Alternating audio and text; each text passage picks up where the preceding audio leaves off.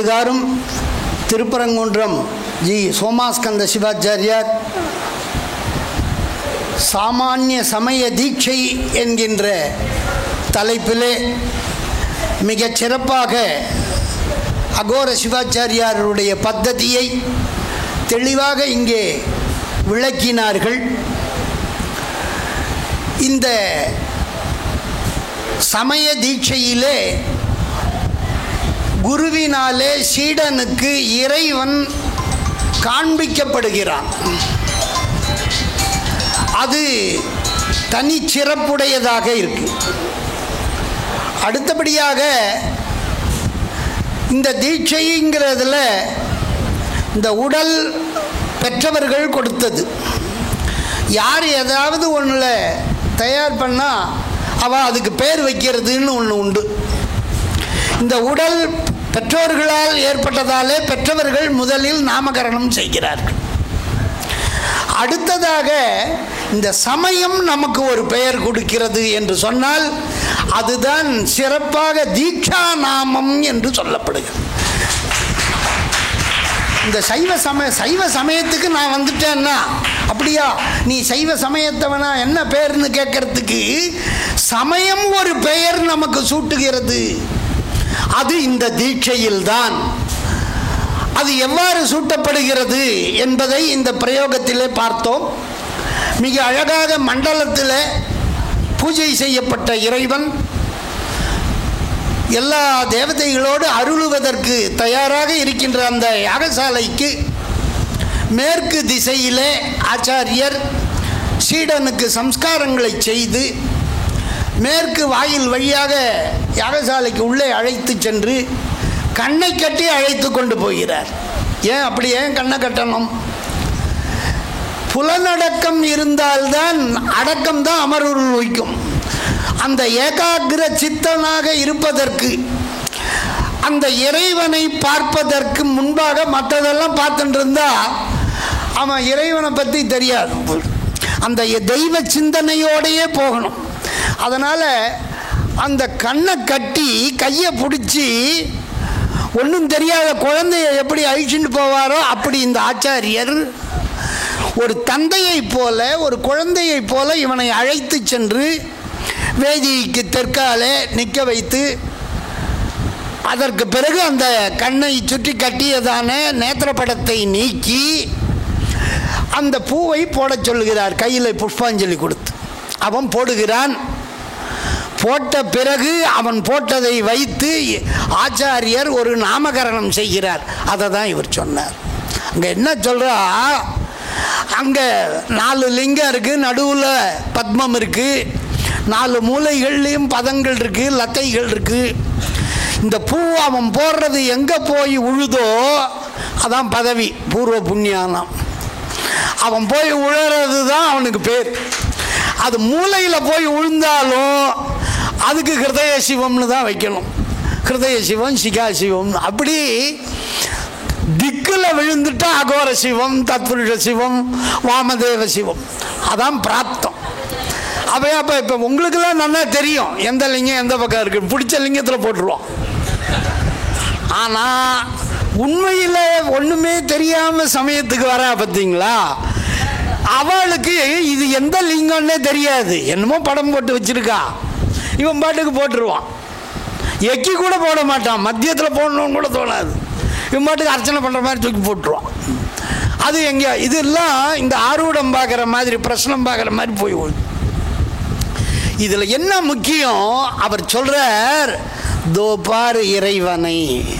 அப்பா உன்னை இவ்வளோ தூரம் அழிச்சுன்னு வந்திருக்கேன், பிருத்திவி தத்துவத்திலேருந்து சிவ தத்துவம் வரைக்கும் சுவாமிகிட்ட அழிச்சுன்னு வந்திருக்கேன். நீ 7 அண்டத்தையும் கடந்து வந்திருக்க. அதனால தான் கண்ணை கட்டி கூட்டுன்னு வரான்.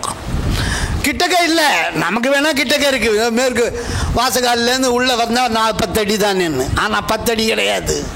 அவன் 10,000 யோஜனை தூரம், கோடி யோஜனை போகிறான்.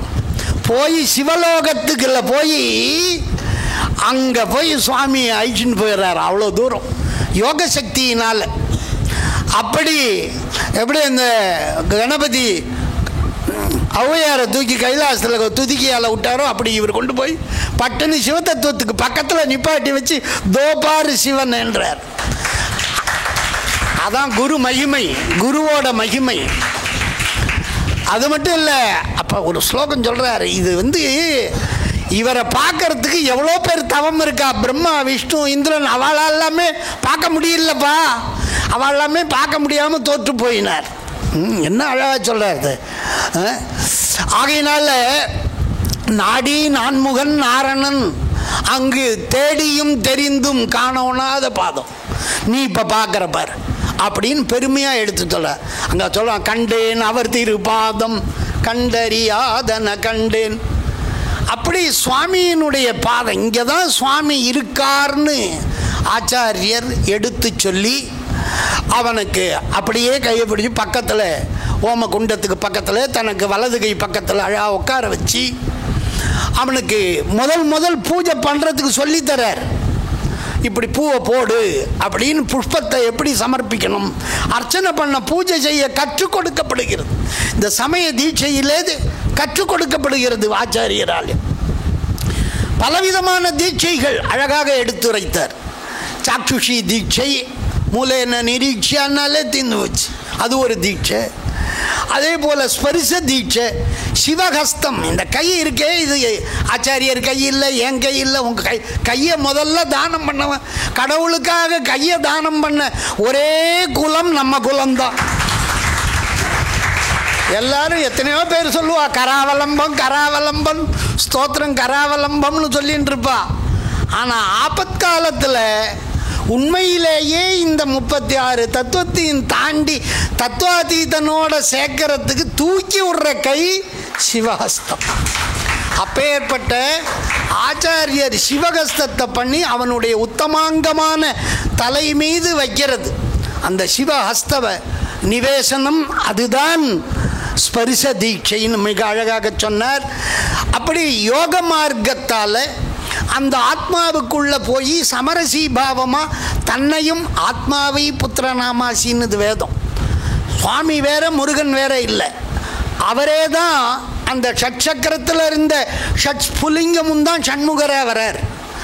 அதே போல் இவர் தன்னுடைய ஆத்மாவுக்குள்ள அந்த ஜீவாத்மாவை இணைச்சி யோக மார்க்கமாக இடா பிங்களா சுஷும்னாங்கிற 3 நாடி, அப்படி அந்த இடா பிங்களா நாடி வழியாக பிராணாயாம லட்சணம் தெரிஞ்சு யோக மார்க்கத்தால் தான் ஜீவனோடு அவனை ஐக்கியம் பண்ணி திருப்பி அவனை அந்த சிவத்தன்மையை உண்டாக்குறார்.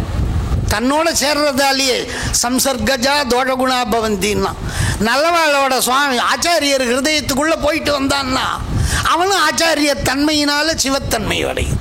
இப்படியாக யோக மார்க்க தீட்சை, மந்திரத்தை உபதேசம் பண்ணுறதால சாஸ்திர தீட்சை, இப்படி எல்லா விதமான தீட்சையையும் இந்த ஹௌத்ரி தீட்சைன்னு சொல்லக்கூடிய ஹோமம் பண்ணி பண்ணுறது ஹௌத்ரி தீட்சை.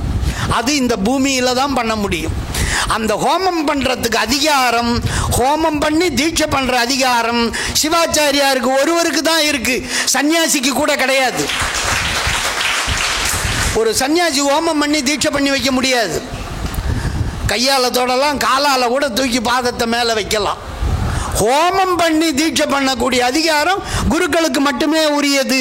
அப்பேற்பட்டதான ஹௌத்ரி தீட்சையில் சமயத்திலே பிரவேசம் செய்து, சமயம் என்றால் நெறிமுறைகள் கடமைகள் அதையெல்லாம் அவனுக்கு எடுத்து சொல்லி மிக அழகாக இந்த சாமானிய சமய தீட்சை, அதனால் பெறப்படுகின்ற அதிகாரம் பயன், தொண்டு செய்யலாம், சிஸ்ரூஷை செய்யலாம், ஆகமங்களை பயிலலாம். இதனால் இது மட்டுமே செய்து கொண்டு ஒருவர் இறந்துவிட்டால் அவருக்கு என்ன பயன்? பதமுக்தி, அவருக்கு ருத்ரபதம் கிடைக்கிறது.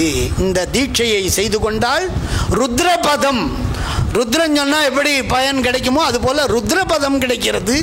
விசேஷ தீட்சையினாலே ஈஸ்வரபதம் கிடைக்கிறது. நிர்வாண தீட்சையினாலே சதாசிவபதம் கிடைக்கிறது. சாதகனாலே ஆச்சாரியனுக்கு சிவபதம் கிடைக்கிறது. இப்படியாக நவ தத்துவ விதானத்திலே படிப்படியாக இவன் அந்த சுத்த வித்யா தத்துவத்திலே விஞ்ஞானகலனாக ஆவதற்கு தகுதிகளை விசேஷ தீட்சை பண்ணிக்கிறதுக்கு சமய தீட்சை தகுதி தருது. ஆகையினாலே இந்த சைவ சமயத்திலே அவன் உட்புகுந்து மந்திரத்தை கிடைக்கிறான். இந்த மந்திரங்கிறது மனநத்ரான தர்மித்வான் மந்திரமித்யபிதீயது. யார் நினைக்கிறானோ நினைச்சவனுக்கு பயனை கொடுக்கும். அப்படி அந்த பஞ்சாட்சர உபதேசம் ஸ்தூல பஞ்சாட்சரத்தை உபதேசிப்பா. புருஷாளுக்கு வலது செவியிலையும் ஸ்திரீகளுக்கு இடது செவியிலையும் சந்திர நாடி சூரிய நாடி சம்பந்தம் அந்த காதுக்கு இருக்கிறதால அப்படி பண்ணுறா. ஸ்திரீகளுக்கு பிரணவ வர்ஜிதமாக பண்ணணும், புருஷாளுக்கு பிரணவத்தோடு பண்ணணும். அந்த பிரணவமே பஞ்சகலை, அகார உகார மகார நாத பிந்து பிந்து நாதம். அந்த பஞ்சகலாத்மக பிராசாதம் தான் இந்த சமய தீட்சையில் உபதேசிக்கப்படும். அதுக்கு மேலே கிடையாது. பஞ்சகலா பிராசாதத்தில் ஹகாரத்தில் சுத்த பிராசாதம், ஹகாரத்திலேயே 5 விதமான பிராசாதம் இருக்குது. அதனால் எடுத்த உடனே மகா பிராசாதம் கிடைக்காது. பிரசாதத்தை கொடுக்கும் மந்திரம் பிராசாதம். அதில் இந்த பெரிய சிவபுராணத்தில் முதல்ல சொன்னது ஸ்தூல பஞ்சாட்சரம், நம சிவாய வாழ்க. மத்தியில் வருது சிவாய நம, அது சூக்ஷ்ம பஞ்சாட்சரம். அப்படி இந்த தீட்சையில் பஞ்சாட்சரம், சிவமந்திரம், சிவபீஜம், பஞ்சபிரம்ம ஷடங்கம் இதெல்லாம் உபதேசம் செய்யப்படுகிறது. மந்திரோபதேசம்தான் தீட்சை. அதனால் வேதம் வேண்டியபடி தீட்சாச்சமேங்கிறது போல இந்த சமய தீட்சையிலே குருவிடமிருந்து மந்திரத்தை செவிமடுத்து திருப்பி உச்சரித்தால்தான் உபதேசம்னு பேர். உபதேசங்கிறது நம்மளா புஸ்தகத்தை பார்த்து ஒரு மந்திரத்தை தெரிஞ்சு ஓமம் பண்ணாலோ ஜபம் பண்ணாலோ பலனே கிடையாது. குருபதிஷ்டமார்கேன, குரு உபதேசமாக சொல்லி நம்ம அதை செய்தால்தான் பயன் கிடைக்கும். அதனால் எல்லா ஜீவராசிகளும் முதலில் பெற வேண்டியது குரு அருள். அந்த குருவால் அருளப்படுவது தான் தீட்சை. அருள் என்பது மந்திரோபதேசம். மந்திரத்தினால்தான் பூஜை, அந்த தர்ம காரியங்களை செய்வதற்கு அதிகாரம் பெறுகிறது. ஆகவே அப்பேற்பட்ட சமய தீட்சையை மிக அழகாக இங்கே 3 வல்லுநர்கள் இன்றைய தினம் எடுத்துரைத்தார்கள். அதிலே திருப்பரங்குன்றம் ஜி சோமாஸ்கந்த சிவாச்சாரியார் சாமானிய சமய தீட்சையை எடுத்துரைத்த அவர்களை பாராட்டி கௌரவித்து மகிழ்கிறோம். ஓம்